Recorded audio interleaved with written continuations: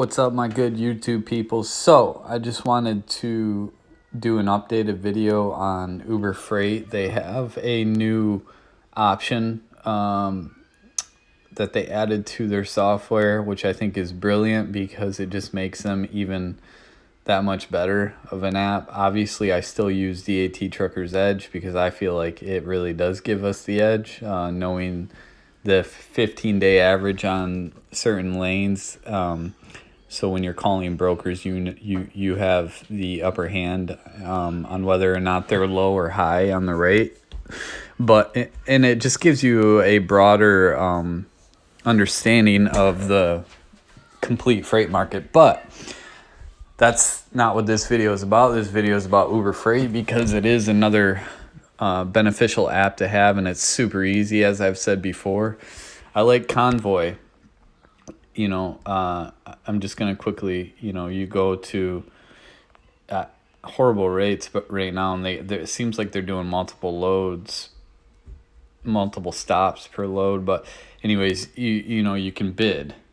You click the bid button, you put whatever you want, and then you submit your bid, and then their software or their whatever they use comes back at you with a lower bid, or they accept your bid. But Uber, until now, I don't know how recent this is, but I just got back on the app. It's been a couple months since I've used it because my truck's been parked. But I just realized they have a new option that they're offering on some loads where you can place a bid. It's not all loads, which I think it should be. This new option to place a bid on Uber's loads is like a pilot program for them. I think they're testing it out to see how it works.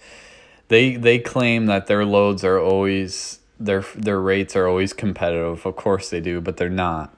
And I made sure I told them that in their questionnaire poll they did before I started doing it. But as you can see right here, it says I placed a bid right here. I don't know if it'll let me highlight it, but you can see it. Right below the rate, it says I put in a bid for $1,500, and it says my bid's too high. Every bid I put in so far has been too high for them. This particular load is, I think, $2 a mile even, but it's from Grand Rapids, Michigan to Wytheville, Virginia. You're going through hard. It's 43,000 pounds. You're going through some of the worst mountainous areas on the east, so carrying that much weight going through there. And then you're in a market where, as you can see, if you go down to see all other reload options, you can see just based on, it'll give you an idea based on Uber's loads for getting a reload out of there is not, we're looking, let's look at a lower one. I'm seeing like for $237 a mile for short runs, which is not that good because you're wasting a whole day on a load that pays $390. So I usually don't pay those no mind. There's not much. So you're going into a market that, again, is not very good. So I put in a bid for $1,500 because that's what I would need to go to Wytheville, Virginia. But it is good to see $1,200. At least they're at $2 a mile. So things, again, are coming back up, just as a continuation from my previous video where I'm going through the live rate checks for the nation and talking about briefly how I see the rates are coming up, the volumes are coming up, people are going back to work, people are making and producing, the factories are back up and working. So the country is coming back alive, and the freight rates are slowly coming back alive, and we're seeing that. I'm seeing that every day, the rates, because there's more demand for trucks now, because the more volume they're pumping out now, the less trucks are out there available. Especially, it's going to happen, it's happening real quick because people are going back to work. Factories need to get caught up and ship out all this product, and receivers need all this product because they've been shut down. So rates I think are gonna shockingly go up. But anyways, that's not what this video is about. This video is just a quick video on, if you didn't know or you already knew, I just wanted to quickly talk about that Uber Freight is trying to, listen to what all of us owner operators have to say, and that's a good thing, because the worst thing about their platform is you can't bid on loads, and the rates are just too low. So you pretty much just got to accept what they have, and it really becomes a waste of time using their app. That's another thing I don't like about the app, is because you have to constantly, go back and see what the rate is. For a while last year, they had an option where you can watch loads. I did a video on that, but they discontinued that. I thought that was dumb.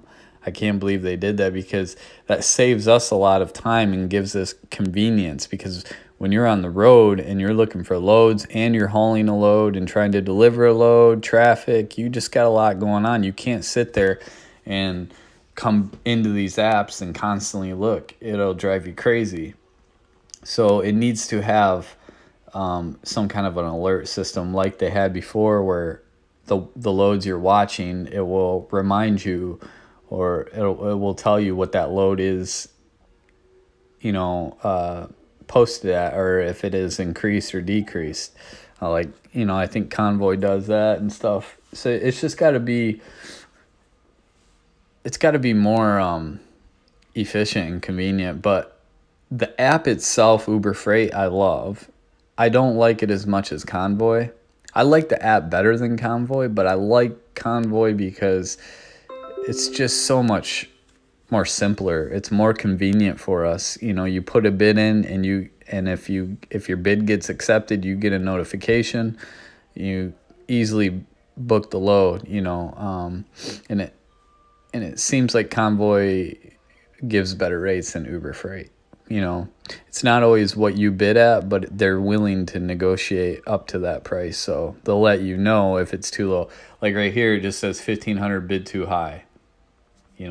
So it's not like they come back with a number in between. They just keep it at the same rate, and your bid stays where it is as too high. So, but yeah, you can edit your bid, and that this process is kind of simple. I wish you could type it in right here, because it'd be faster. Otherwise, say I want to bid 2,000, you have to hit this plus sign all the way up to 2,000. And again, it's just simple things like that are inconvenient, but everything can be perfect, and things like this take time to build. And I will say that about Uber, their apps are phenomenal, and their engineering, they really listen. That's why they've become who they are. So, but anyways, yeah, you can edit your bid.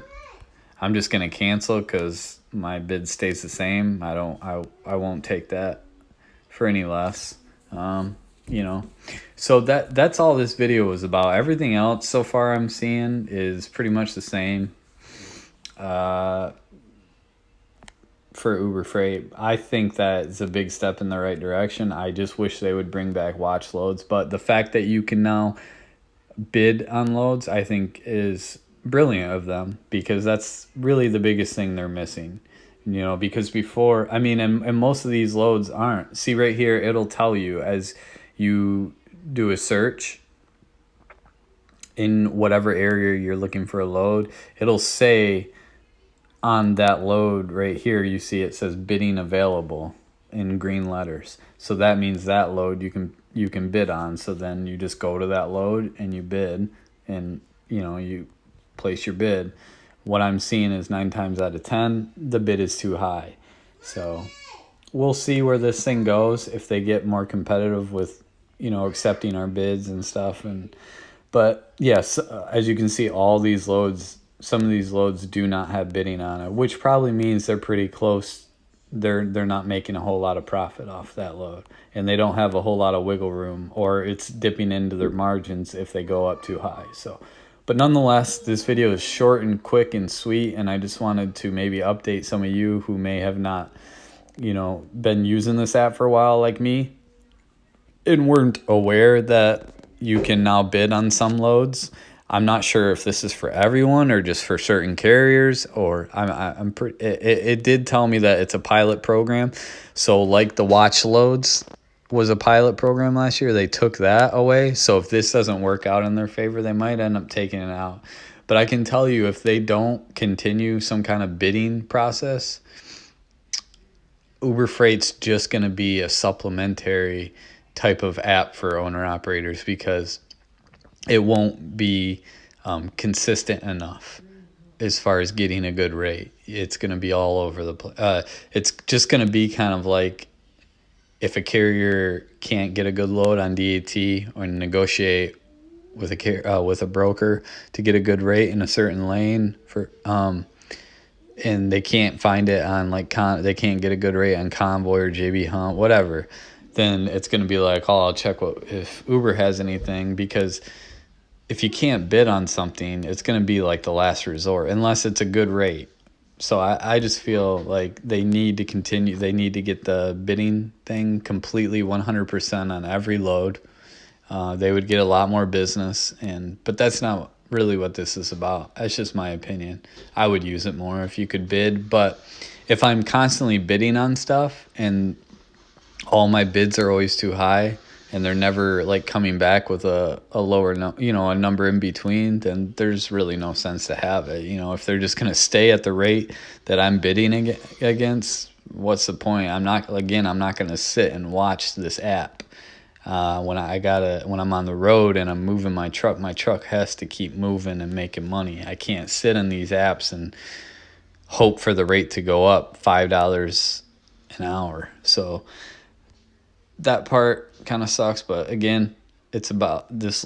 I hope this video was helpful. It's just simply a quick video on a Sunday morning, afternoon, just going over an app, Uber Freight app,